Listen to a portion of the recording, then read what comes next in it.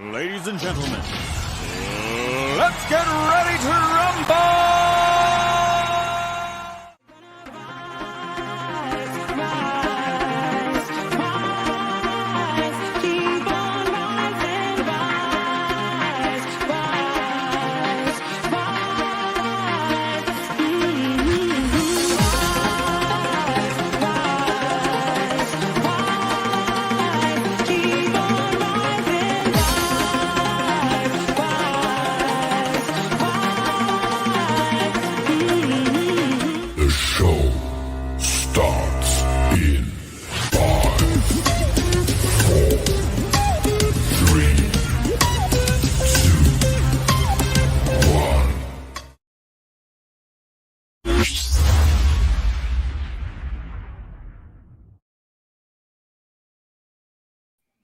Good evening, everyone. Happy Monday night to everyone out there in YouTube land.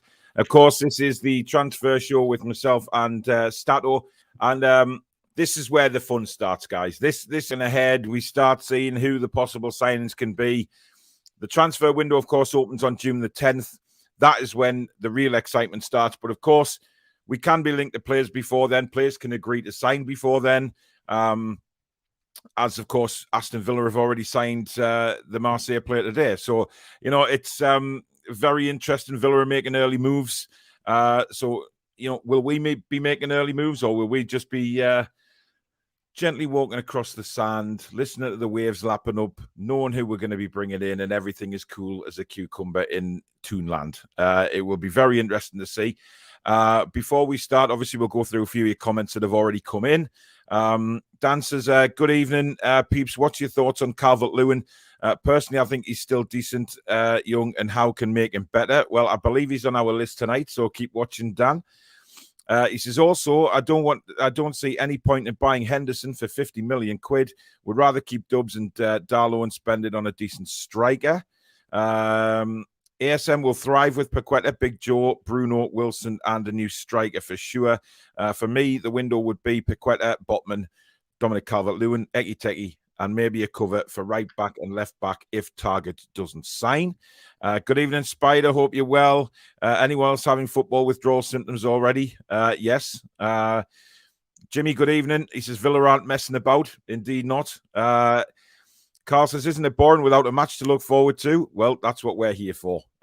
You can stay tuned all summer long to the Toon review, and we will bring you the best coverage out there. It's a shame about Hayden. I thought he was solid, more than Sean Longstaff, although has potential to come good as long as he plays further up the park.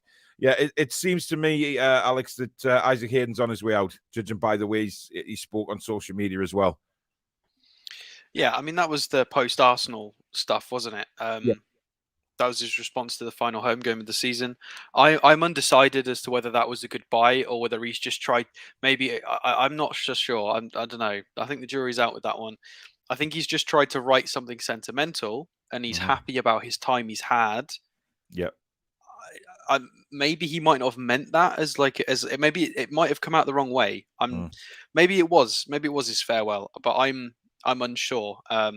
Maybe he'll be given a fair crack of the whip in pre-season, or maybe they'll just draw a line under it. I'm not sure at all. I don't know where he fits in, Alex, if I'm honest. I don't know where we fit him in now, especially if they're looking for more in the summer.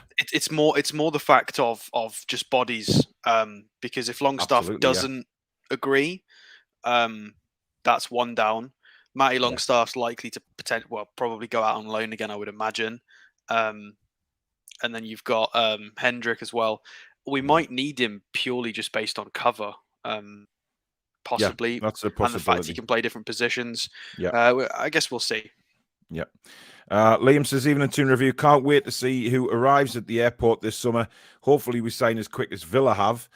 Pedro says, good evening, guys and girls. Well, Danielle's got a night off tonight. So sad football is over for the season. Good job. I've got your channel to look forward to. Absolutely, you have. Chris Purdue, thank you very much for your $4.99 super chat. Loving the channel from Columbus, Ohio. Keep up the great work, gents. Thank you very much. Welcome to the show. And hopefully the channel. If you're new, obviously get yourself subscribed. Gary says, good evening, Paul and Alex, everyone in the chat. Lots of clubs seem to be moving very early, and I hope we're in the mix already. It's interesting, isn't it? Because you mentioned Villa there, Alex, and making early moves. We spoke many times about what the possibility is of Newcastle United being able to compete in the transfer market. Are you optimistic that we will get players done early? Or is it one of these cases where, teams are going to challenge us again financially and know how much money we've got? Or is our main target really going to be the free market this year? It could be a bit of all of what you've just described. It might not necessarily be a bad thing, though. Yeah, I think there's been a lot of conversations with agents, possibly players. I know you're not supposed to technically do that, but people do. People have got friends. So it'll be more down to the clubs, their decisions, transfer fees, willingness to let players go. So it depends on the clubs more than I think. There's a lot of players who are very, very keen on the project and coming here, especially after they've seen what's happened post January and how all the new players are absolutely adored. Well, most of them. And there's a lot of players who are very, very keen. It's very obvious. It's more so the clubs. So I think it could go either way, and I don't think it's a bad thing if it doesn't happen all early. I wouldn't get too worried. Because it will just be down to negotiating for people trying to hold us to ransom. So we'll be all right. Another rumor that has cropped up today, and I have to stress this is a rumor, and people are jumping on it there's a lot of other channels mentioning it, and I don't know why, because I think it's a lot of bull rot, to be honest. But Pedro says, so is ASM up for grabs to anyone willing to pay £70 million for him? I personally don't think he's worth that. And if an offer comes in, sell him and buy someone better. I genuinely don't believe that ASM has been given a £70 million valuation, and I don't believe that the club have put him up for sale at all. I think Maxi will be here next season. I am under no illusion of that. If we got an offer for £70 million, that would definitely challenge the owners and the managing to think. I think I'd let him go for that, to be fair. Yeah, I mean, that's what I'm saying. £70 million is an awful lot of money. But I don't think any club will look at Maxi and say he's worth 70 million. I personally don't think he's worth 70 million at the minute. That's no sort of, I'm not sort of having a go at Maxi there. I'm saying I don't think he's worth that much right now as it stands. And I don't think there's going to be many clubs willing to pay 70 million quid for him. No, I'd agree. I think he's probably somewhere around the 35 to 40 if you're lucky, if you think you can get more out of him. Yeah. And it's a big if, isn't it? It's a big risk for another team. It is, right? It's a risk for us keeping him. Well, absolutely. That's what half of our conversations are about. Is he's got this potential. We'll see if he can deliver in his peak, and if he doesn't, he's gone. If he does, great. But if anyone can get the best out of him, Alex, it's Eddie, isn't it? I mean, I do think, I do think what he's done. Yeah. But we'll keep an eye on it. Obviously, I just don't think, whether or not we've put a valuation of 70 million quid on him. I genuinely don't believe that anybody will pay that much for him. But again, time will tell. Keith says, hi all. Well, season ended 11th place. Who would have taken that at Christmas? The Messiah, Eddie, has been proving that he is right one for the job. James, good evening. He says, just think if someone does offer 70 million for Maxi, we could buy 2 Brunos with that. Which is my point in case in point. Sorry, whichever way you want to look at it. It's, that's what I'm saying. If someone wants to pay 70 million, I think it's it's too much. DS, thank you for becoming a new member of the channel as well, matey. Welcome to the Toon Review family. Dangling Dave says, just been on the highlights from the Burnley match, and surprise, surprise, there's loads of people calling us an oil club. We haven't even done anything yet. We're already getting moaned at. Yeah, just that's going to happen, mate. That is going to happen all summer long and well into our future as well. Everybody will be calling us an oil club, and there's no doubt in my eyes that we just laugh them off. I believe the 5 players Baz was talking about could come true with the likes of Targett, Henderson, Ekiteke, and Paqueta. Look, what I'll say is these players have been mentioned since God knows how long. It's nothing new. There's nothing new in those players being mentioned. Do I think we'll be in for Keith Downey's come out on Tyneside Live and said he doesn't think Paqueta's going to happen, which is quite interesting because Keith Downey, I mean, he said it's just based on opinions and feelings and what he's, it's not anything concrete, but that's interesting that he doesn't think it's going to happen. We haven't agreed. We have to agree a fee with Lyon. He's not a free transfer, remember. And that Lyon will not want to sell Paqueta. I'm under no illusion they won't. They've lost Bruno. They will not want to lose the spine of the midfield. And it's going to be very difficult to tempt them to sell him in the first place. So, there's nothing being suggested at the minute that Newcastle United have gone to Lyon and asked for a valuation or said they're interested. Nothing at all. Eki Teki has been going on since January. We know that. There may be an option there. I sent him a little French tweet as well. I don't know if you saw. A few people saw that. But it has been reported on Sky News tonight that we are possibly going in around about 30 million euros, which is, probably right. But he's been... So is Henderson. Henderson was mentioned back in January as well. Targett, of course, he's going to be right there. Are we going to sign him? But there's also other left backs that we are reportedly interested in. So, again, you don't know until it's official. You really don't.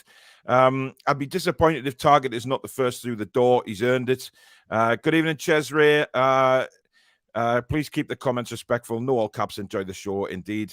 Julie's in the house backstage as well. Majestic, good evening. Keith, sorry, missed Tarkovsky. I ain't sure about Tarkovsky, to be honest, but I'm not sure. I've never been really fully into Tarkovsky, although if he comes in as part of the defensive system, not playing every game, maybe. I have got him included in notes because we're looking at a centre-back today, and I've got Lascelles and Tarkovsky's sort of numbers up, so we can have been mentioned again as well. Little look. Botman has. Botman won't go away until, he's... Again, it's reported that he's well in advanced talks with AC Milan, but nothing is in concrete yet. So he's still available. Roberto Carlos, of course, has gone very, very quiet. But again, we don't know. Look what we did in January. He's in his 50s, Roberto Carlos. Diego Carlos might be interested. That's that. Yes, I've had a sync pair. Jason, there's another one, Sunshine. I'll have another award for that, please. Diego Carlos. Look, there's options either way. Robbie, good evening. Gary, good evening.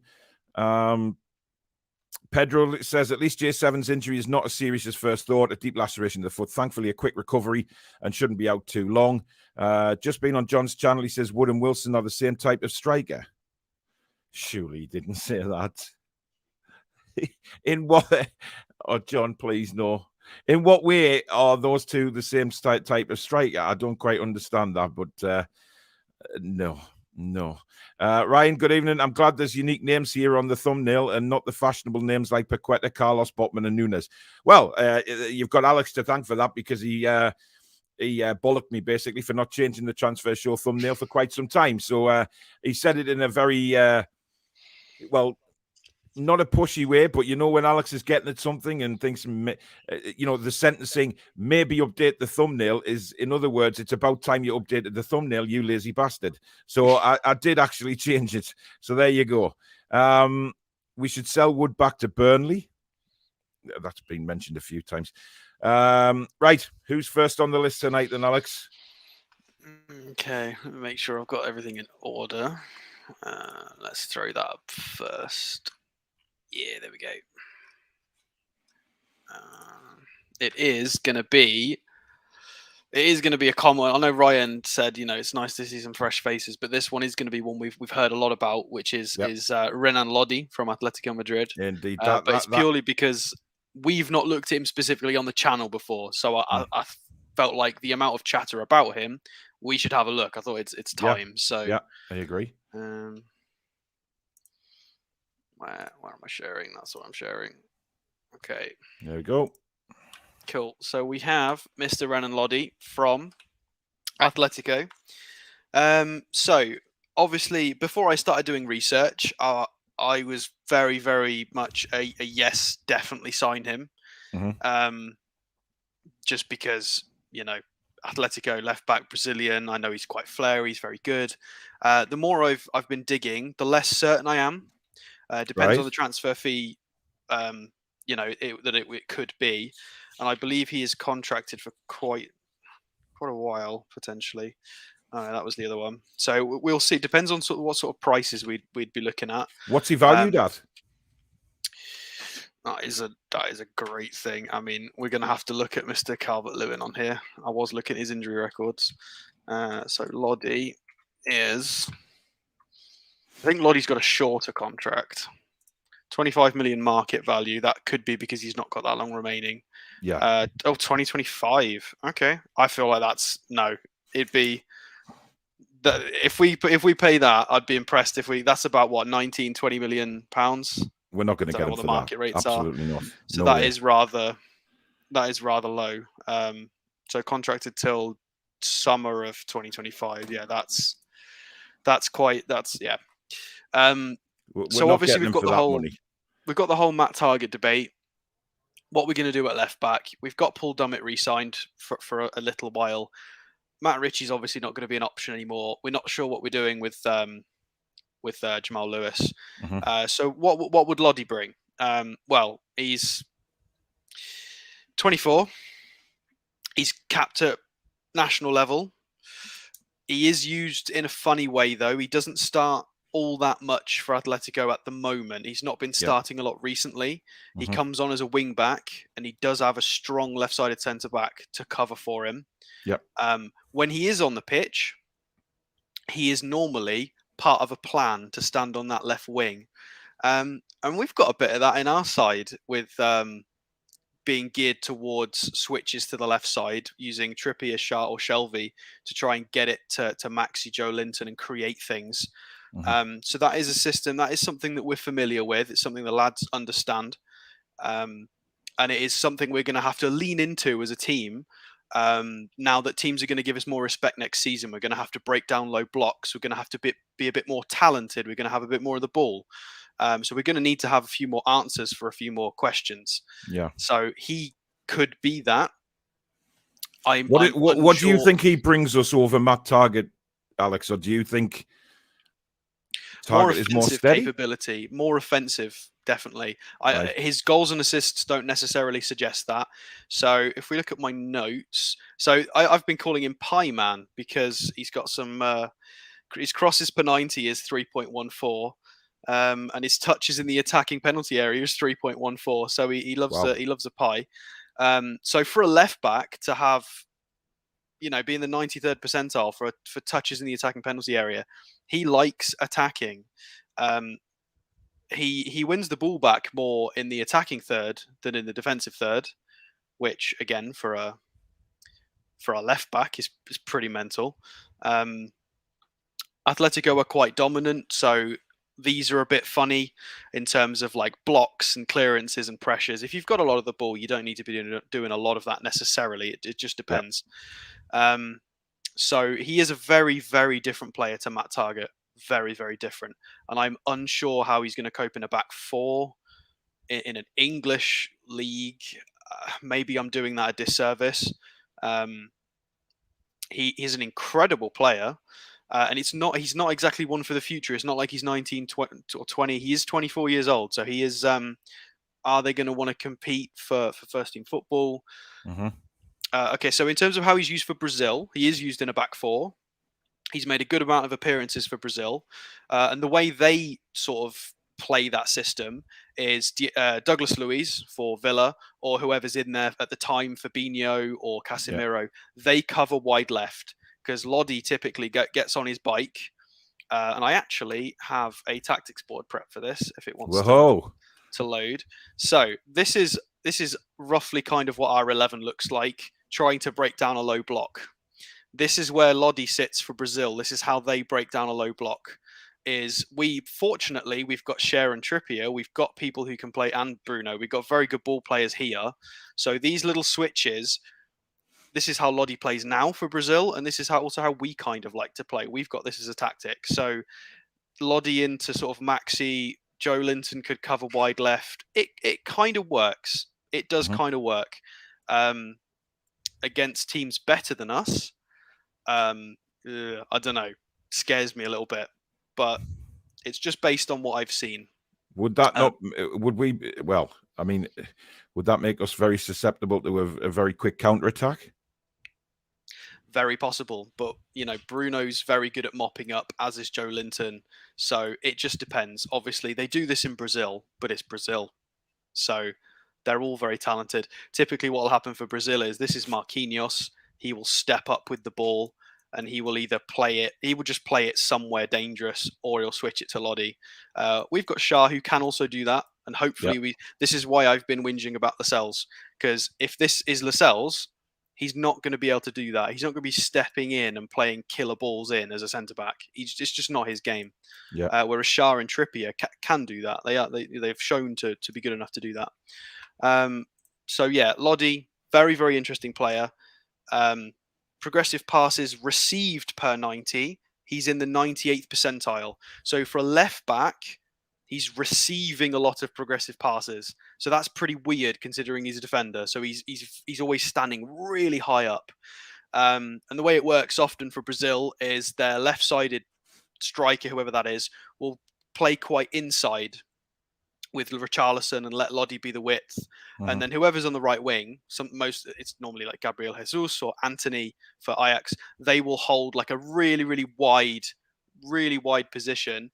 So like I've got Murphy here on the board, or whoever, he's tugging the touchline, and that will have to drag some of them over while they sort of cram this area. And that's, it's a little insight into how to break down defending teams, because we're going to have to learn how to do that. We're going to have to change and improve.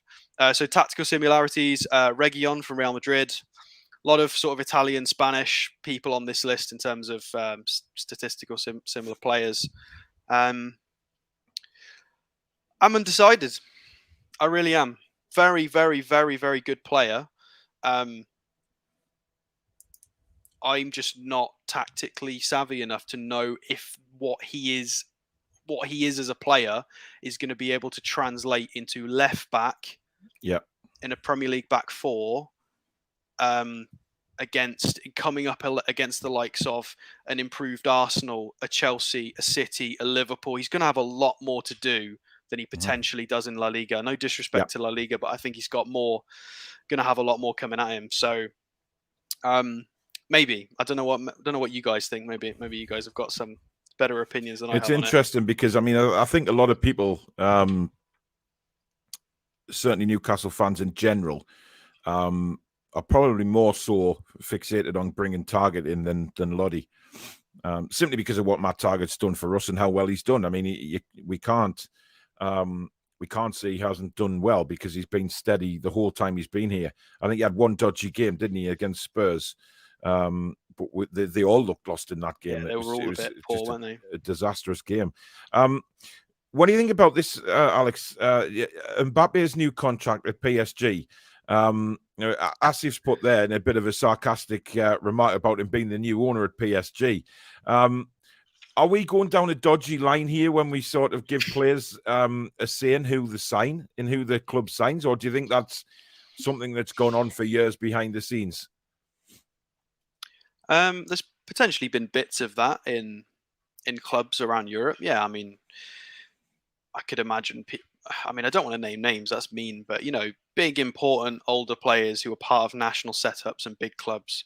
Of course, they've had influence to a degree, but this is like contractual.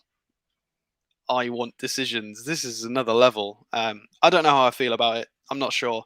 I feel stronger about the 300 million signing on fee, if that is true. I mean, that's what we just got sold for. So that's it's difficult to even scale it and comprehend that. That is madness. It's one player.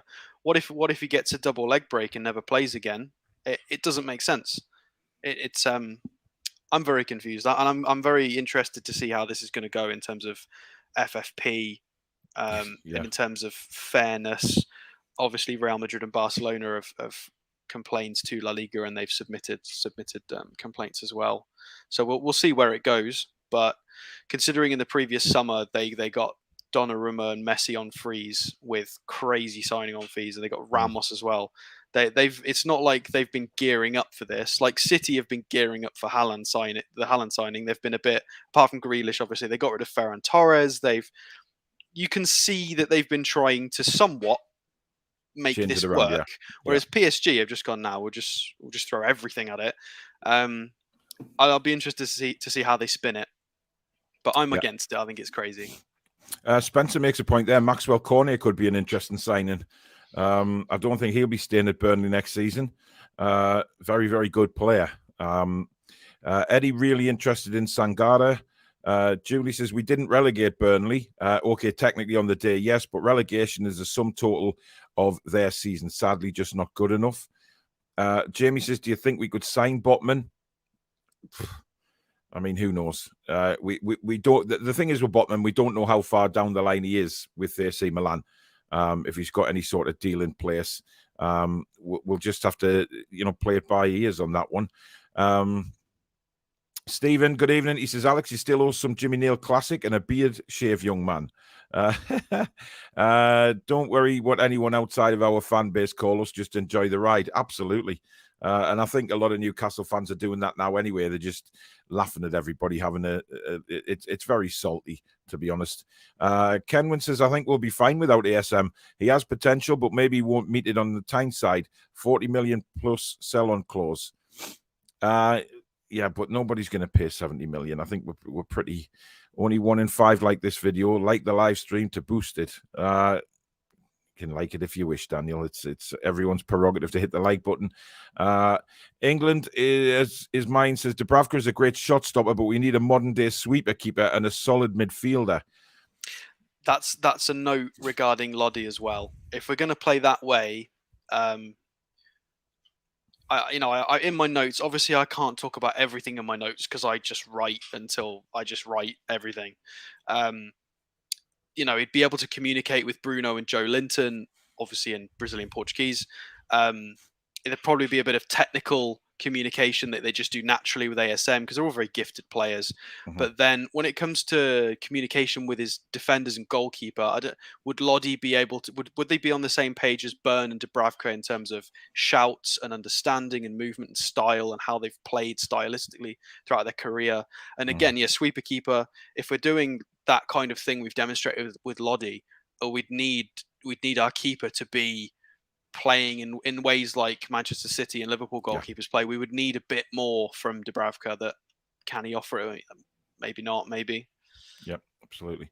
Dark by Design says, how is Villa and Liverpool already signing players? They both signed someone today. Technically, they've signed them. They've agreed to sign, but they haven't signed yet. They can't sign until June the 10th.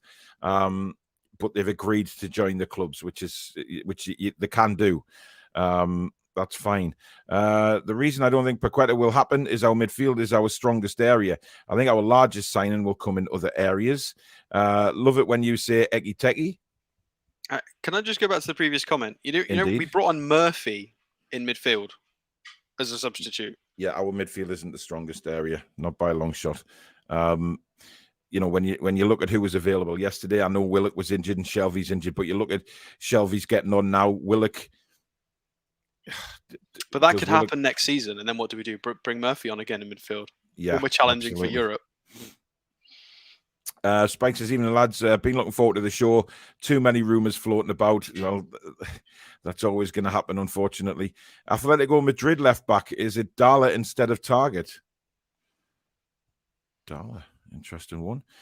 Nunes is off limits for us. Other than Mbappé and Haaland, he is the next biggest prospect everyone is after. Cannot see us getting him without UCL football to offer. Is that going to be a problem this summer, do you think, Alex, or is it the way we sell the club like we did to Bruno? Do we say this is the plan, this is who we plan to bring in, this is what the club's ambitions are? Do we sell it that way rather than say, there's no European football next season, but the season after? Yeah. No, we talked about this in a much earlier transfer show about how it just depends on their mentality as players, doesn't it? Are they sentimental? Did they have fathers and grandfathers that were into this? Is it about the shirt and the club and the passion? Do they want to be an icon? It depends on who they are as people. Obviously, we've got advantages in that we've got Brazilians who are obviously Portuguese speaking. Yep. That helps. The fact that we've had such a good final 6 months of the season is really, really promising. So these players will obviously be looking at the scenes at St James's Park, the personal growth of new signings and old players. They can see that they will grow from the coaching staff. It'll be whether they're willing to put up with that weight for trophy pushes and European football, which, if the more that we can get to sign on the dotted line, the faster that will come. So it's, Absolutely.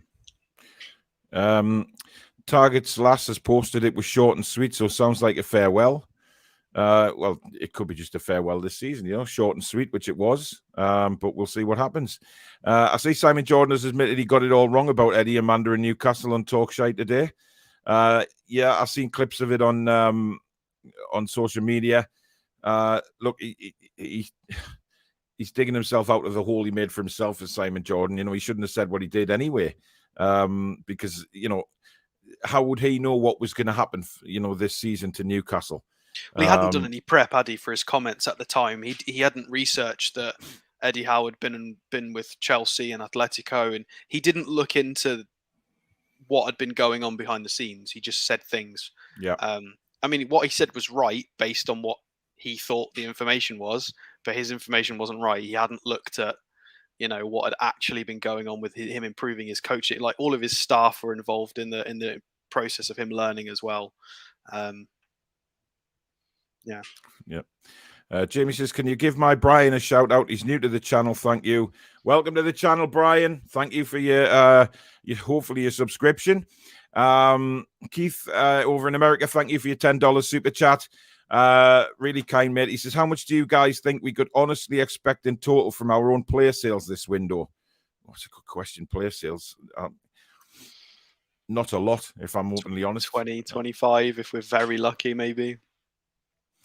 Samsonite Dave says Roberto Carlos is 49. Of course, I meant Diego Carlos. Remember, guys, haters will hate Newcastle. Oil money. Just remember to smile and wave. Absolutely. Good evening, Andy. Hope you're well. That correction, probably because Roberto Carlos is in his 50s, is exactly what I said after Paul said that. In perfect synchronized harmony with you, Alex. Well, there you go. Found it interesting that Paqueta was left out of the entire squad for Leon's last game. Did you make anything of that, Alex? Well, it's interesting, but the problem is it could be one of two things, and it could either be they're not happy that he was pictured in a shirt, and they weren't quite happy with how it went about, so that was a punishment, or he's been left out because of signings in summer. But we're not privy to which one it is, so we can't really take anything from it. I'm sure they weren't happy though, regardless of what the situation is. But in Paqueta's defense, he probably wasn't. You should be able to wear whatever the hell you want in your own back garden. That's kind of not his fault. Of course, it's not. It's ridiculous. Noise coming from the Lodi camp says he wants to join us, but would cost 42 million. A lot of money when we can get Targett for 15, 16. Interesting. Jordan says Targett is the cheaper choice. Who's next on the list, Alex? We have somebody I never thought I would be putting on the screen, to be honest. I thought he would have probably been gone by now. Obviously, Kamara's gone to Villa. Koundé was very heavily linked with Chelsea and a lot of Super League clubs, and sort of this was back when we weren't sure if we were going to stay up necessarily. And he's still available. There's nothing concrete come out unless since I've been doing my research and anything today's come up, but I don't think so. So this guy is absolutely incredible. Absolutely incredible. Would be beyond obviously a striker to help either be better than Wilson or back him up. Excuse me. This guy as a centre back has been an absolute monster. So Jules Koundé, obviously Jules, our lovely mod, we've got a namesake here. Plays for Seville, who have been incredible in La Liga this season, conceding 30 goals, which is the best in the league. Real Madrid have conceded 31. So, and him and obviously his centre back partner that we know very well is Diego Carlos, not Roberto Carlos. So yeah, they've only lost 4 times in La Liga this season. Yeah. And they average just over 59% possession per game. So they are a dominant side, possession-based side. Mm-hmm. And this lad he is a baller as well as a centre back. So he is only 5'10", but we got Dan Burn. It's fine. 23 and a half years old, French, plays all of the minutes. He holds good company in his statistical similarities. That's a tough say, that one. With Matip from Liverpool, who obviously everybody's loved this season, has been very, very good. Yep. Ginter and Süle very, very strong in Germany. Unfortunately, both of these free transfers have gone to other places, which is annoying to have. But if we look at Koundé in terms of stats, absolutely bonkers.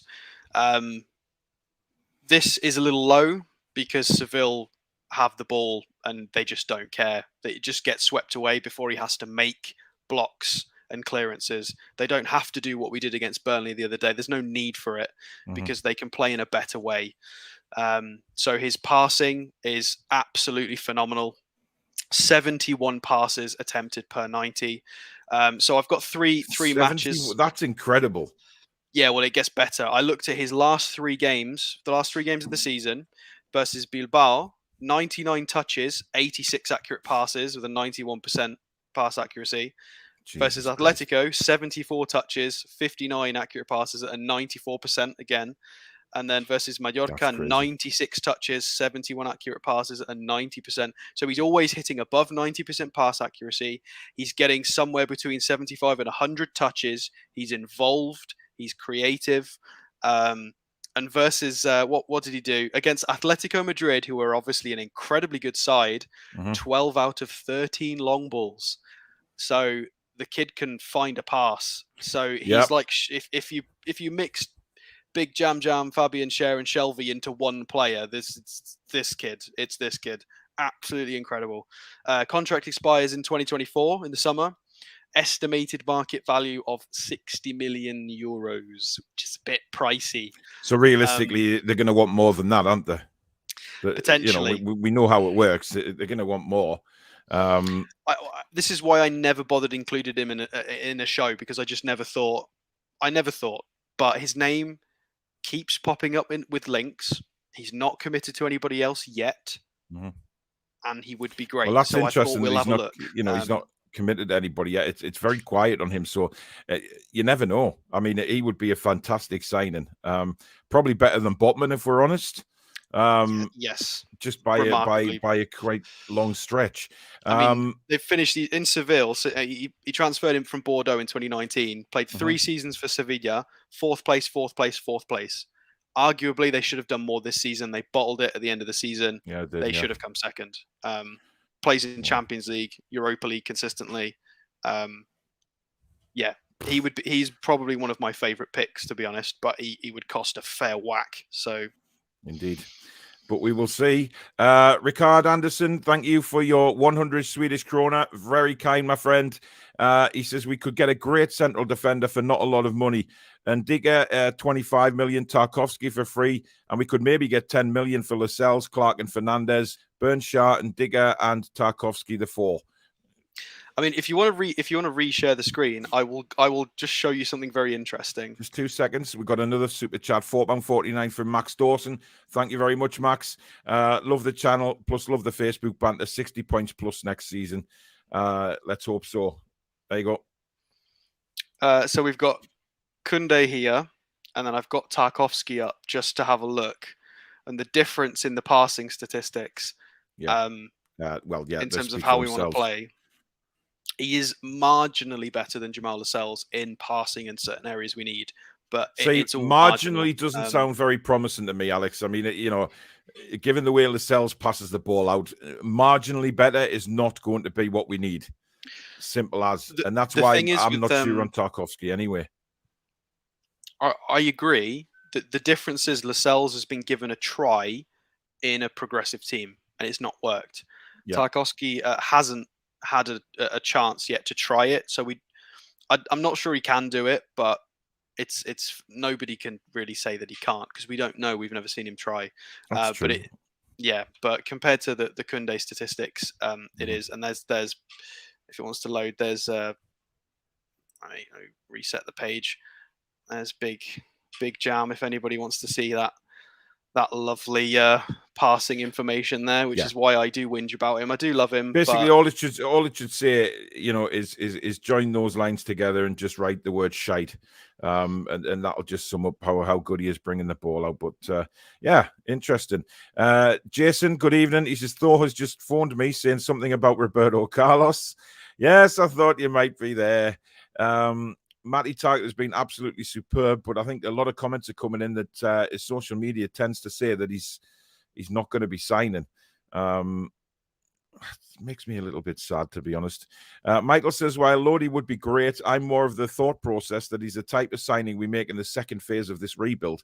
Matt Targett is a better fit for where we are now, in my opinion. I'd agree with that. Certainly after seeing Lodi's stats, I think, there's the possibility that we maybe should be going for Targett, but time will tell. Beat says, would like to see someone like Badashil or Gvardiol, top young talented centre halves. We're going to need some experience in there, though. I think centre half is probably we've had a look at Badashil before. Yeah, we have. Gvardiol, I think we've had him on the screen, but he's not been a specific player we've looked at. He's not really been linked with us either. He's a cracking signing for football games, but we've not specifically been linked with him, and it just doesn't seem to be anything out there for us and him. So maybe we'll see what happens. Of course, that Schlotterbeck's got signed. He's gone somewhere as well, so he's off the market now as well. Yeah, so Botman's a maybe. Schlotterbeck's gone as a left-footed centre back. Gvardiol is everybody's favourite choice because it's Leipzig and he's young. Del said he'd prefer Hickey over Lodi. Keeps our homegrown players stats up. Larry says, I like the idea of Maxwell Cornet, can do a job just like Lodi at left back and can play on either wing, left-footed as well. Hard to come by. Of course, he was a left back as well. So interesting. Foxy says, I have no issues with it. PSG will continue to flop in the Champions League. A player doesn't know what's best for the team, and Real Madrid and La Liga crying is a perfect week. Chicken Oriental, I'm not even reading that comment. It's ridiculous. That Mbappé contract is scary and is bigger than anything in the game. Having that much player power for someone who hasn't won a Champions League and a Ballon d'Or is a disgrace. I wouldn't tolerate that at Newcastle United. Yeah, I'll be interested now the PSG fans feel on that. I mean, is he still a hero or whatever? Considering they were getting booed out in training, weren't they? Yeah, and it was interesting that I've seen tonight that Neymar was going around shaking all the fans' hands and hugging them and stuff as if that's a farewell. It's crazy, but I wouldn't want Neymar anyway. He's not somebody. I don't think he's a team player. I don't think he's Eddie Howe's type of player, to be honest. I mean, listen, I'd take him. I'm being a bit naive there when I say I wouldn't have Neymar. Of course I would, but you know what I mean by Eddie Howe's work ethic and what he wants from the team and what he wants from his individual players. It's not the type of player I think he looks at. Jacques says, walk before we can run. Let's not put too much pressure on the team next season and get more lads like Targett and a couple of Bruno wildcards. Eddie Howe has mentioned that, Alex. He's mentioned that he doesn't want too much pressure on the team next season, which is an interesting thing to say because I think whichever way you look at it, you're under pressure anyway playing in the Premier League. And obviously the way people are viewing Newcastle United now, the pressure's going to be there, whether Eddie Howe wants it or not. Yeah, I mean, we're very fortunate that he's set the team up the way he has done since he's come in. Obviously, we were just thinking about staying up, but he was thinking about, we press in the final third, we try and play better football, and then it means that this summer's transitional period, the players are going to be better prepared for being a bit more dominant or trying to be more dominant next season, which we never really thought about. Everybody was talking about pragmatism and just trying to get the results. Yeah. Whereas this is a kind of not accidentally. They knew what they were doing. He probably, there's potentially he sold this as a possible unlikely but possible outcome in his interview. We don't know.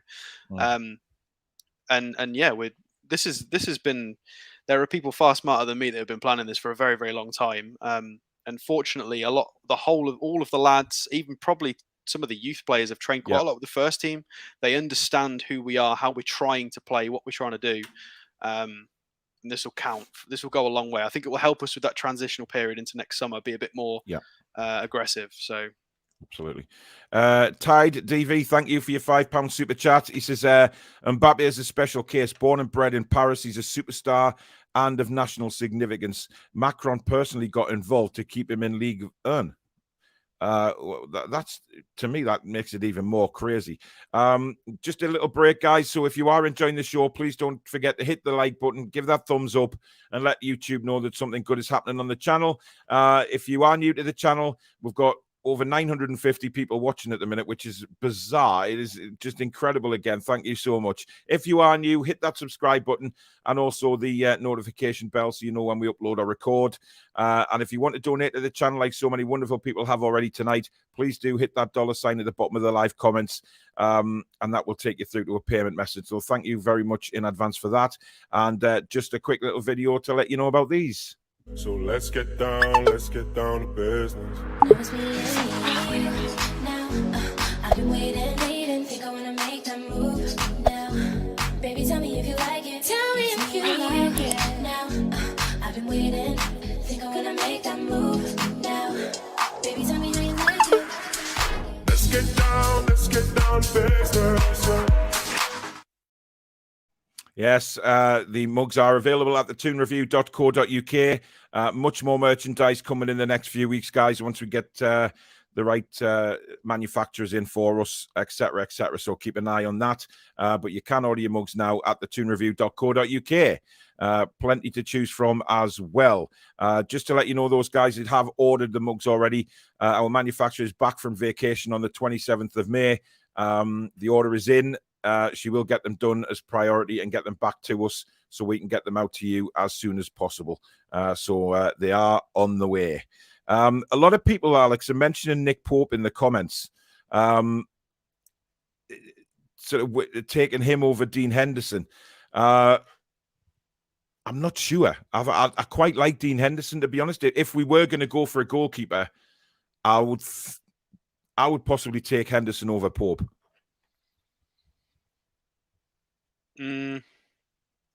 It's a tough one. That is a real tough one. Pope is a lot more proven. He's played European football to a level. I mean, he played Europa League qualifiers, if that counts. National team experience as well, a little bit more than Henderson. Well, far more than Henderson. It's a tough one. It depends on. So I before we start touching goalkeepers on transfer shows, I'm gonna. Because the sort of statistics and the way we talk about players is not exactly appropriate for the way you discuss goalkeepers. It's a little bit different. So we'll probably throw up all the goalkeepers maybe in a show.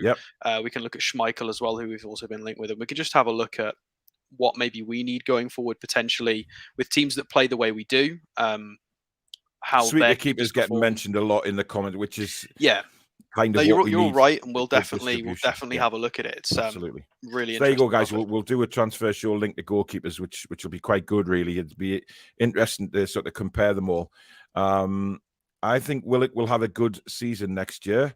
We know Targett works. With Eddie saying we're going to evolve and not too quickly, I think Calvin Phillips would be a great signing. I think Calvin Phillips probably will stay at Leeds now. I don't see him moving unless there's a massive offer coming in. But Leeds staying up is huge for them to keep players. They've turned down a £40-odd million bid today from Barcelona for Rafinha. So, you know, they're not going to be. Leeds United will not be a selling club as many people thought they might be. You know, they are. You know, they're wanting to play hardball. It's a lot of money that for Rafinha. But they've turned around and point blank refused it, and credit to them for that. Who's next on the list?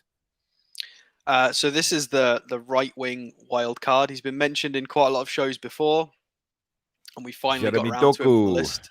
Mr. Jérémy Doku, indeed. So yeah, from Belgium, from Stade Rennais or Rennes. I'm not sure exactly how to pronounce that in French. So Rennes, they've been a surprise package in Ligue 1 this season. They were in third. I don't know if they finished third. I didn't double check, but they were very, very good, pushing for Champions League all season. Massive surprise package. Very, very good. And Jérémy Doku is obviously one of their young talents at 19, about to hit 20 years old. So he's a bit of a wild card youngster for the right wing. We do need right wing because at the moment it's Miggy, Murphy, bits of Fraser, and nobody's quite confident with any of the three. We like some of them, we like parts of what they do in their play. So yeah, Jérémy Doku, young lad, very, very good. Not played a huge amount of minutes recently. I've watched him twice, and scrapped as many highlights as I could. Reminds me a lot of Lamptey. That might be a bit of a lazy comparison because obviously he plays on the right wing, but he's very, very dribbly. So if we look, he is 9.5 stone at 5'7". So he's 9.5 stone. How was that when I was born? Jesus Christ! Yeah, wow. That was it. Concerned me, so I did digging, and he's fine. He's got more minutes against some of the weaker opposition in Ligue 1, so he is a project. He's very young. Yeah. Versus Clermont-Foot, he got 12 out of 15 ground duels. So he's winning his duels against men in Ligue 1. That's fine. Ligue 1 is quite strong physically this season. It's not just a farmers league for physicality. It's better. And against Clermont-Foot as well, 9 out of 11 dribbles is pretty bonkers. 9 completed dribbles is crazy. 3 tackles, 2 interceptions, 17 out of 17 passes as well. So he focuses. He played against Bordeaux, who are having a poor season, but even so, he got an assist, 4 key passes, 5 out of 9 ground duels. So 3 big chances. He's very raw, but he's all right for his size. That panicked me. It did panic me, but I've had a deep look at it. He doesn't look that tiny when he's playing. He doesn't get pushed off too easily. Then again, Miggy's probably 7 stone wet through, isn't he? Well, I mean, that is true. And he's very highly rated at international level. He's made 10 appearances for Belgium with 2 goals, and he's been involved with the Belgium setup all the way from the under-15s all the way up to now. Came from the Anderlecht Academy, which is one of my favorite youth academies. If anybody wants to go and research youth academies, Anderlecht are so cool. And they got Dries Mertens, Januzaj, Vincent Kompany, Tielemon, Mitrovic, and Mbemba from us as well. Yeah, both the Lukaku brothers. So they've produced a lot of talent.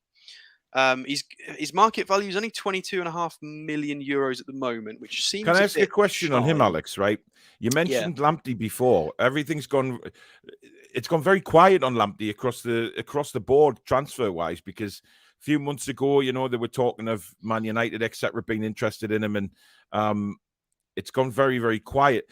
Is he a similar player to Lamptey, do you think? Or does Lamptey offer a bit more? Or who would you? Yeah, I'd say Lamptey's a lot more polished. Doku is a little bit smaller and a lot more raw. Whereas Lamptey's got a lot more experience as a defensive player, although he's been playing a lot higher up this season for Brighton in parts.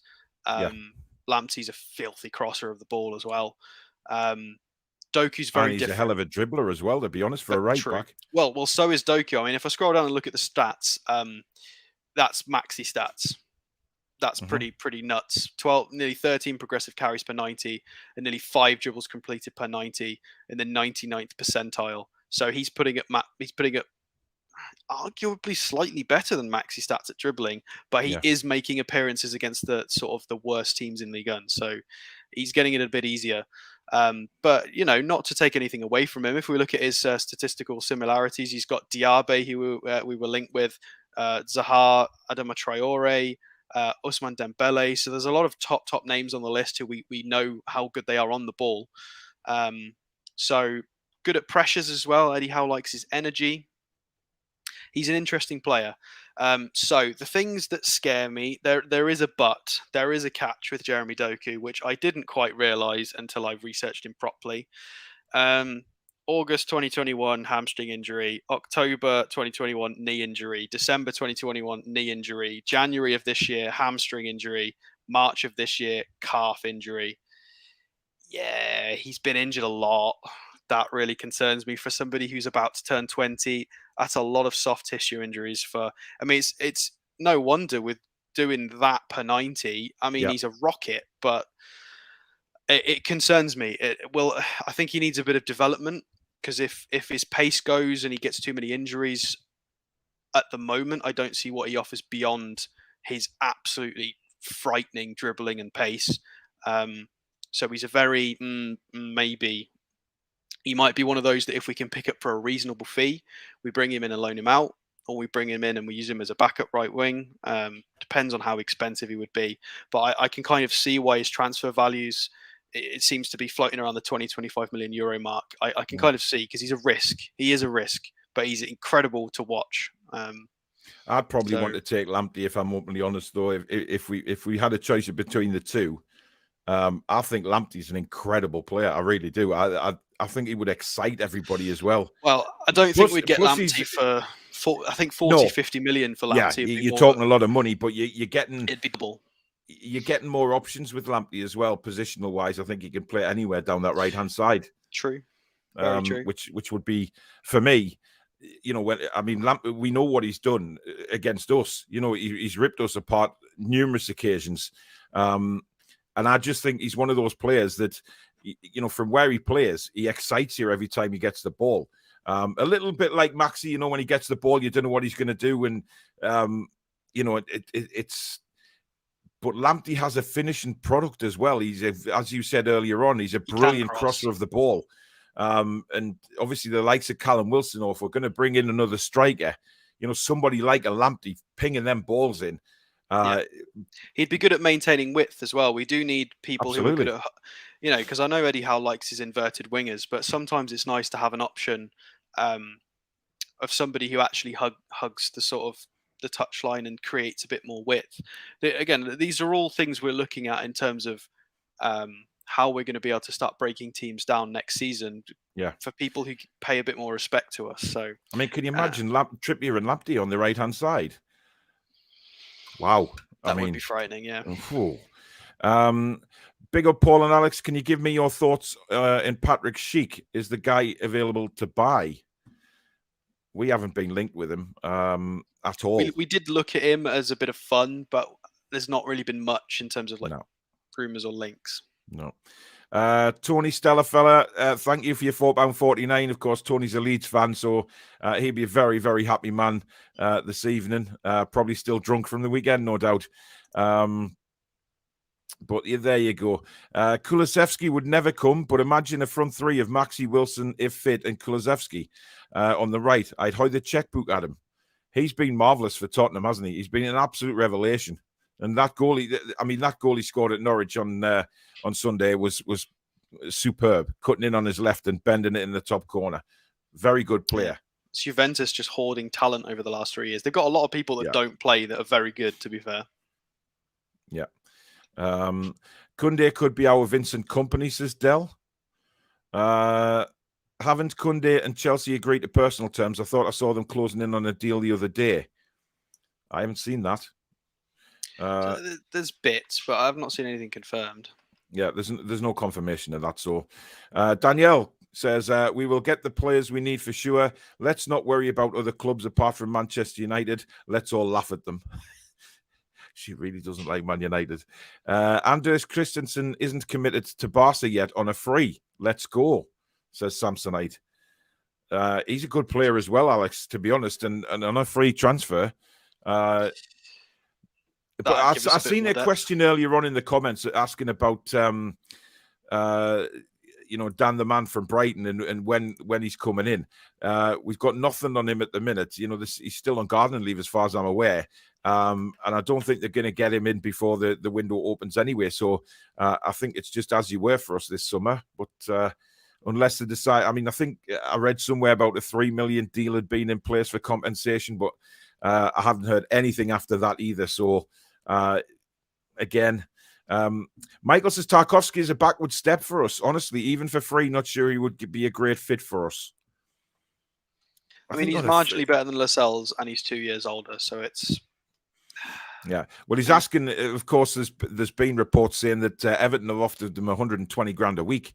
I wouldn't pay that much for Tarkowski. But if Everton want to pay that, then hats off to them.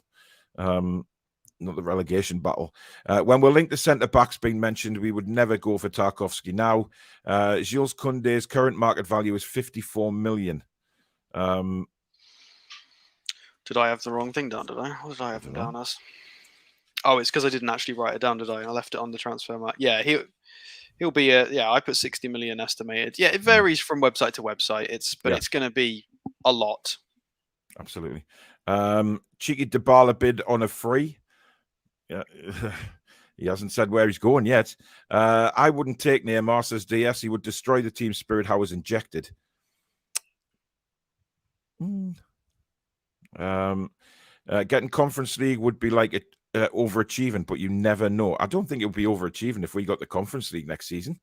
Not at all. Who's next, Alex? Okay, the big name. It's got to be looked at. It's got to be talked about. Indeed. I've done a deep look into, because my gut feeling is just no. But I've got to give him a fair crack of the whip and try and have a look at what he. The thing I wanted to ask you about Calvert-Lewin, Alex, and I think a lot of people will probably just say the same thing. What does he bring that, given Calvert-Lewin's injury record as well, which is diabolical, what does he give us over Callum Wilson? Because I think, for me personally, between the two, Callum Wilson stands way above Calvert-Lewin. There is no doubt in my mind about it. When Callum Wilson is fit and on fire, he seems to offer much more than what I think Calvert-Lewin does. I mean, we can bring up, they've both been pretty injured this season, so this should be quite, okay. 18, they're pretty much identical minutes, actually. So this will be really interesting. So Calvert-Lewin's got 5 goals, 2 assists. Wilson's just on the flat 8 goals. So fairly similar output. Wilson is actually rubbish statistically. He's just a lethal finisher. Yeah. So he's one of these players that breaks XG models and is a bit of an anomaly because he's just a very good footballer and he's very clever. That does happen. You can't track everybody. It doesn't work like that. Mm-hmm. So he's just very, very clinical. So I would ignore a lot of this. He's still been very, very important to us. As you can see, he's outperformed his XG by a reasonable amount, which is quite... Obviously, he's had a penalty as well. So his non-penalty XG is 5. So people that consistently outperform their XG are very good players because it means they're breaking the model and they score from places which the stats don't think they should be because they're just very good. And Calvert-Lewin, to be fair to him, has a similar profile to what Wilson does. Poor statistically, but they do put the ball in the back of the net and they do have quality. So injuries. I've had a proper look. Mm-hmm. It's not that bad. It's not as bad as everybody seems to say. It just feels like he's never available. So the big one that's recently that everybody keeps referring to is the one he's just been out for this season, which was a fractured toe from August the 28th for 125 days he was out. Now, previous to that, he had a hamstring niggle and he was only out for 8 days. And there were little soft tissue injuries that weren't too bad. So the big injury was a fracture. And in the same way as Trippier, I'm not going to blame Trippier for that injury. I can't really blame Calvert-Lewin for a fracture. His injuries, they're not as bad as I originally thought when I actually had a look. That's a long time. Is that not a long time to be out with a broken toe? It does feel like it. But again, I mean, we're going back to the days of Marcelino for Newcastle when he sort of broke his toe and was out for like a full season nearly. I mean, I don't know. I mean, broken toes, obviously, the footballers are kick with a foot, etc. They run crazy amounts of mileage. So maybe it is a problem. But it just seemed to me that is a long time to be out. Yeah. I mean, injuries aside, I think they're at a very similar level, Wilson and Calvert-Lewin. Obviously, Calvert-Lewin has had more prolific seasons of late, but I think he had a lot more quality around him when he was doing that. Whereas Wilson was banging in goals at Bournemouth and when we didn't have that much quality. So he does have international experience. Mm-hmm. He's 25 years old, so he's a reasonably good age. Obviously, Everton have stayed up, so this is harder to negotiate if we did want to start talking about this. Important information that maybe I haven't seen people mention. He is from Sheffield. He's born in Sheffield, so he's northern. he might understand it a bit more. Possibly, he might understand. We talk about understanding the northeast and the north of England. Again, his tactical similarities. Che Adams is a good player for Southampton. Jay Rodriguez, again, Weghorst, Joselu Alaves as well. Not really the strikers that we're looking at, But that's just based on kind of his profile. It doesn't mean he plays, his output's still pretty good for the Premier League. He's done it in the Premier League. He's done it, Everton, until they imploded, there were times when they played a 4-3-3 under Ancelotti when they looked very good. They were very progressive. Calvert-Lewin was important, scored a lot of goals. It's just all gone wrong badly recently. Yeah. So he's an interesting one, but Wilson for me is the fact that Everton have stayed up and he's 25. I'm not sure he's going to be worth the amount they're going to be asking for in reality, because they're going to want a big whack for him for a 25-year-old about to enter their peak. Who's English as well and capped it for England, and we're a rival, probably trying to go in the same direction. They're going to want so much money. Yeah. So, well, we'll see. John Gandy says Conor Gallagher has to be worth a punt.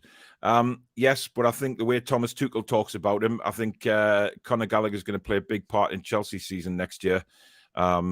He's a very, very big fan of him, and whenever you hear about him, speaking in interviews, etc., he's definitely in the forefront of Tuchel's mind. So I'm not sure that one's a goer anyway. Ericsson is definitely a shout, and De Vrij and Paqueta. Ericsson, right? Yeah, he's good. I mean, Ericsson, we don't know where he's going to go. Whether or not he stays another year at Brentford, who knows? Calvin Phillips not coming here is not something I would lose a lot of sleep over, to be honest. Has Longstaff signed a new deal yet? No, nothing on that. Rafinha is easily a 60 to £7 million player for me, says Larry.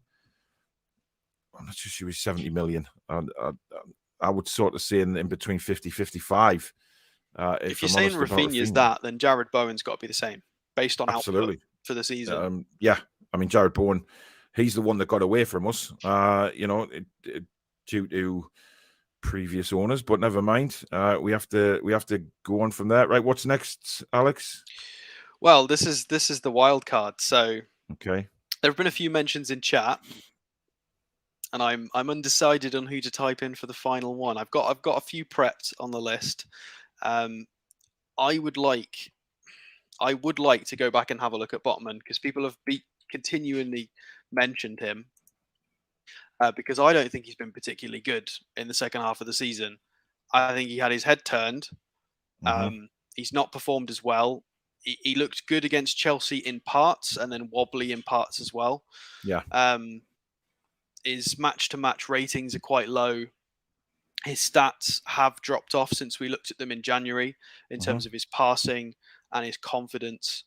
And he is in a side that, Lille have struggled of late, with Jonathan David not doing what they wanted. They've had 2 or 3 key parts of that sort of starting 11 not be quite as good as they were in the first half of the season. And I think it's interesting to throw him back out into the discussion, and because he was mentioned by name in the Athletic interview by Amanda and Gudusi. So yeah. And obviously, I'm pretty sure Gudusi still follows him on Twitter. So it's much closer. You don't know what's going on behind the scenes, do you? You don't know who's spoken to who or what conversations have taken place. Exactly. You just don't know. So obviously, he should, in theory, be cheaper because he's 6 months further into his contract. There is competition with AC Milan. There were talks with his agents in January, but nothing was concrete. He's still only 22 years old, so he's very young. So I don't want to be too harsh on him. And in theory, it's worth looking at, because as much as I've complained about Lascelles being the backup to Shah, who is the backup to Dan Burn that can do what he does? Well, the only one I could see being a backup to Dan Burn, who's left-footed, is Dummett. Is Dummett, which I think is why he signed the contract as a just in case, because he could play that as well. Because I'm not sure that owners are 100%, confident of what they're going to be able to get in the summer. Whether we're going to be able to get two, a left-sided and a right-sided centre-back, which we probably need both. So it's considering, as you said earlier, Schlotterbeck's gone. A lot of the free transfers that we talked about earlier on in the season, a lot of them have been snapped up as well at centre-back position. So, I return to this man and sort of put a question mark over it. Is he still the answer? Do we still want him as much as we did? Exactly. He is still very capable, and he is still a considerable step up on people like Jamal Lascelles and Kieran Clark, with a high skill ceiling at 22 years old. He's got youth on his side as well, hasn't he? So that's a plus point as well. Exactly. Champions League experience, and let's not forget he did win Ligue 1 as well, so he knows what it's like to win a trophy and to go through that grind in the final corridor of the season. He's been there, and he's done it. And his statistical matches are pretty complimentary as well in terms of De Ligt and, the Dutch centre-back who went from Ajax to Juventus. Jonathan Tah's, not heard about him in a while, but is a good player. Mm-hmm. So he's in good company. I still think Lewis Dunk's a cracking player. He's very underrated, but he never gets mentioned, Lewis Dunk, and I don't understand that because I'm a big fan of his. Whenever I've seen him play, he looks so composed. And I think Lewis Dunk is my version of Connor Cody from you. I think Lewis Dunk, I don't know why he doesn't get mentioned. I think he's great. Crazy. Paul, good evening. He says, if Everton is stupid enough to pay 120k a week for Tarkowski, then it's clear they haven't learned anything. I mean, they spent a lot of money. Adam says, Dominic Calvert-Lewin is shite. Wilson is clearly better. I think by the players Eddie is looking at, this could be a possibility. No, please, not Calvert-Lewin. He's been poor for Everton. I've yet to speak to anyone that wants Dominic Calvert-Lewin. I've seen a few Newcastle fans saying they'd have him. Not for me, though. I might have taken him if they'd have gone down. I'd have taken him if they'd have gone down and it was a reasonable fee. It's still a gamble with his, but not because they've stayed up. It would be too much money. Yeah. What do you think about this? And Louis makes a point that Steve McLaren back at Man United with Ten Hag. What do you make of that? I don't know. I mean, I followed the McLaren season very closely. I was very interested in that season specifically. I went to St. James's Park a couple of times and I loved the signings. I thought Wijnaldum was a cracking signing because Eindhoven lifted the trophy that year. And obviously Depay went to United and we got Wijnaldum, who I'm pretty sure was the captain. We got their captain. It all looked great. Tactically, we were okay. But he's a coach. And I just don't think I don't know if you're allowed to say this in 2022, but I don't think we had enough players from Newcastle or understood the Premier League necessarily or had the regional experience and the competition experience. But it's no doubt players like Sissoko and Wijnaldum were incredible when they were at their best, but I think it was a little bit too much too soon. I think that January we spent the most in Europe. We threw a lot of money at it in Europe. We did spend a lot of money. It didn't work at all. Yeah. So I think he'd be fine. I think he's a reasonably good tactical coach. I think obviously people are just memeing on it. He wouldn't have got the jobs he's had if he was that bad. But I just think he's not very good as a manager. A lot of people have said in the past that he's not particularly, maybe not a manager, but his coaching abilities are very good. I mean, Fergie had him there for years. Exactly. Having him as a second opinion, if the main manager can just say, what do you think about that position? He can offer that second opinion of positional changes, and because it helps to have a extra set of eyes, and he's I don't know what he's been doing recently. Where has he been recently? Because obviously he's had a lot of stints at Derby. I don't think he's been in work for a while. He's done a lot of media work, I think. Steve McLaren. The game has been obviously moving on quite quickly, but in the last 2 to 3 years, the game has changed so much.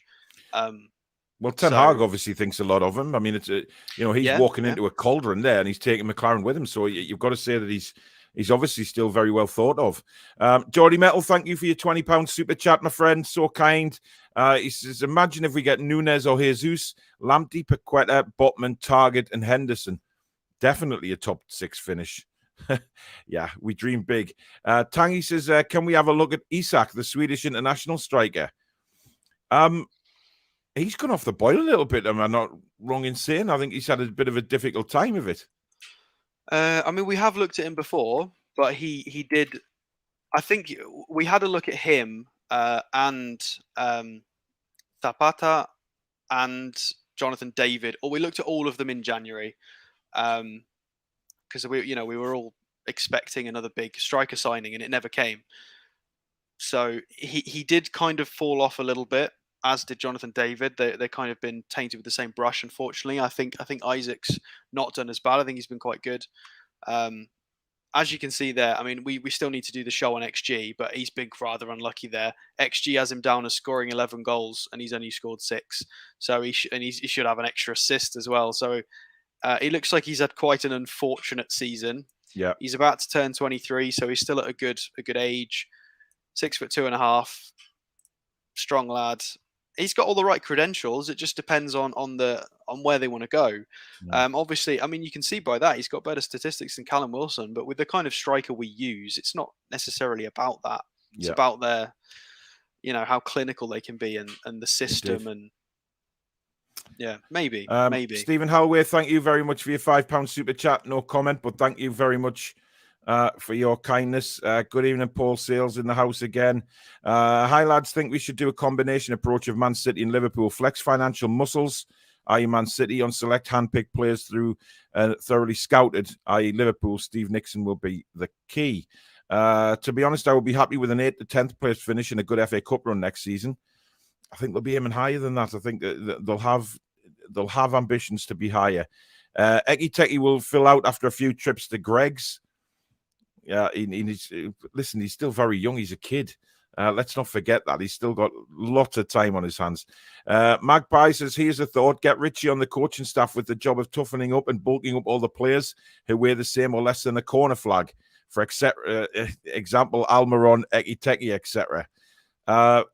A few people have actually mentioned Ritchie in a coaching role, Alex, maybe staying at Newcastle and working under Eddie. I mean, that is probably something Eddie Howe will maybe have already thought about because of his links to Ritchie anyway. Yeah, it's a very interesting shout. It might be a bit premature. I don't think he's done with football yet, though. He's not. Yeah, he's not that's that a good old. Point, yeah. I think he could still give 3 or 4 years at a reasonably decent level. He's not. But again, it's a really interesting shout. They know each other very, very well. It depends how good Ritchie is in terms of his knowledge and his tactics. We don't really know him as fans. We don't know him in that way. If he's got the knack, then I'm sure they'll ask him. But we'll see. Colin says, I've seen Calvin news just popped up about health problems. Calvert-Lewin, is he talking about? I'm not sure. Possibly. Alex says, please get rid of Ritchie. I've had enough of his terrible performances last year at left back. Also, I don't think he has the coaching badges. Well, listen, he's not a left back, and he didn't play there through choice. He played there mainly because he had to, and that has been addressed. He was never, ever a left back. Forever Ron, thank you very much for your $2.69. Thank you so much for that kindness. Top six next season. Holler, Forever Ron. Doesn't Ritchie want to go back to Portsmouth? Don't you mean Bournemouth, mate? It's an option for him, isn't it? I think Bournemouth would love to have Matt Ritchie back, even just for a year. Maybe. It's an injury because Bournemouth are coming up. So, yeah, and they're not. They recruited well even before Eddie Howe left. He left them in good nick. They recruited well in terms of for the future, and a lot of the people that were laughed at in terms of failed signings, I mean, they look fine now. That's why they're coming back up. They've got a good team. Lloyd Kelly at centre-back is very, very solid for them. Obviously, Solanke's doing bits and playing very, very well. They've got a good side. I didn't quite understand Gary Cahill going there. That was quite funny. But I don't know if Ritchie's... hot take here, but is Ritchie good enough for Bournemouth in the Prem right now? I'm not. Is Ritchie good enough for anybody in the Prem? I'm not sure. I think he's more of a championship player now myself, maybe. But that's fair enough. But I I do genuinely think he says, yeah, Calvert-Lewin. I haven't seen anything about his health problems, to be honest. Neil says Calvert-Lewin stating how he has suffered serious mental health issues this season and had to have counselling.